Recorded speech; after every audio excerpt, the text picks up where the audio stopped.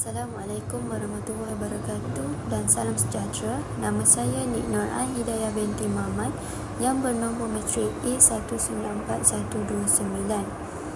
Pada hari ini saya akan membentangkan bagi kursus pendidikan kanak-kanak oleh ibu bapa dalam Islam.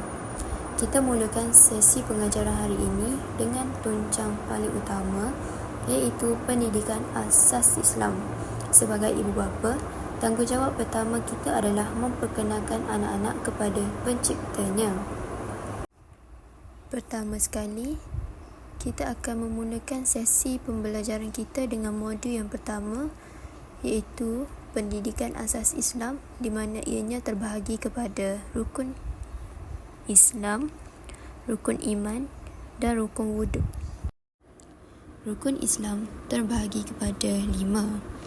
Yang pertama, mengucap 2 kalimah syahadah. Kedua, menunaikan solat 5 waktu. Ketiga, berpuasa di bulan Ramadan. Keempat, mengeluarkan zakat. Dan yang kelima, menunaikan haji. Rukun iman pula terbahagi kepada 6, iaitu pertama, percaya kepada Allah. Kedua, percaya kepada malaikat. Ketiga, percaya kepada kitab, iaitu Al-Quran. Keempat, percaya kepada Rasul. Kelima, percaya kepada hari kiamat. Dan yang keenam, percaya kepada qada dan qadar. Untuk rukun wuduk pula terbahagi kepada 6. Yang pertama, niat. Kedua, membasuh muka. Ketiga, membasuh kedua tangan hingga ke siku. Keempat, mengusap atau menyapu sebahagian kepala. Kelima, membasuh kedua kaki hingga ke buku lani. Keenam, tertib dan berturutan. Seterusnya, kita beralih ke segmen mengenal alam. Di sini, saya membentangkan 5 slide haiwan berkaki 4 dan 5 slide burung. Perhatikan bahawa slide ini sengaja dikosongkan daripada tulisan. Teknik ini bertujuan untuk membolehkan anak fokus sepenuhnya kepada imej objek, bagi merangsang daya ingatan otak kanan mereka dalam mengenali pelbagai makhluk ciptaan Allah. Kuda, singa, gajah, kucing dan arnab.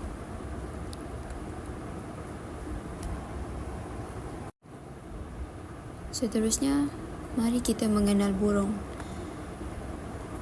Burung merpati, burung hantu, burung kakak tua, burung helang dan burung bangau.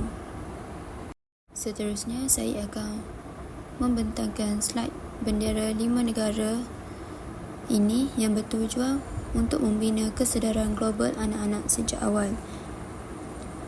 Jadi, mari kita mengenal bendera negara. Malaysia, Brunei, Palestin, Singapura dan Jerman.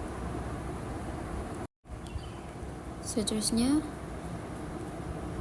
slide buah-buahan pula bertujuan untuk memperkenalkan mereka kepada makanan sihat.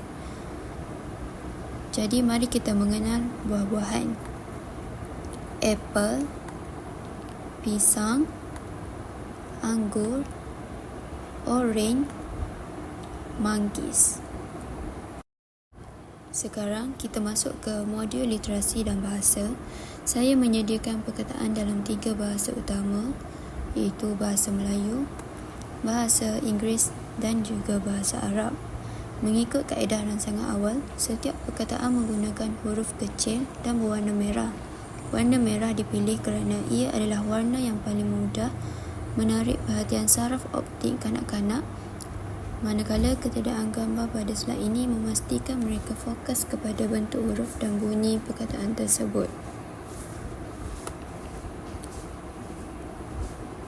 Jadi, mari kita membaca bahasa Melayu. Buku, meja, bola, ayah, susu. Seterusnya, mari kita membaca bahasa Inggeris. Cat, eat, run, house, mom. Seterusnya, mari kita membaca bahasa Arab. Qalamun, pen. Kitabun, buku. Babun, pintu. Syamsun, matahari. Mimhatun, pemadam.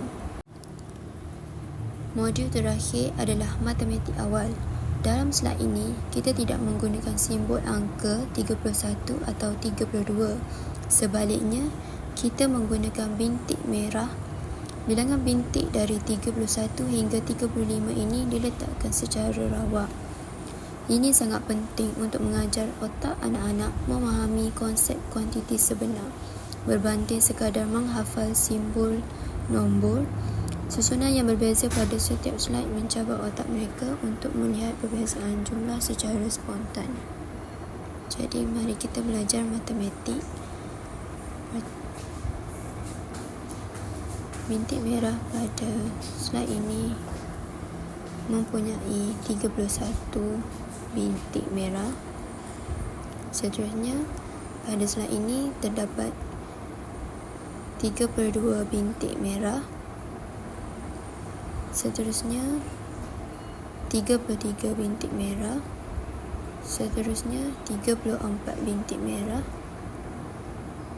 Dan yang terakhir, terdapat 35 bintik merah. Sebagai kesimpulan, kesemua slide ini dirancang untuk memberikan stimulasi yang seimbang antara rohani, iaitu melalui asas Islam, dan kognitif melalui bahasa dan logik.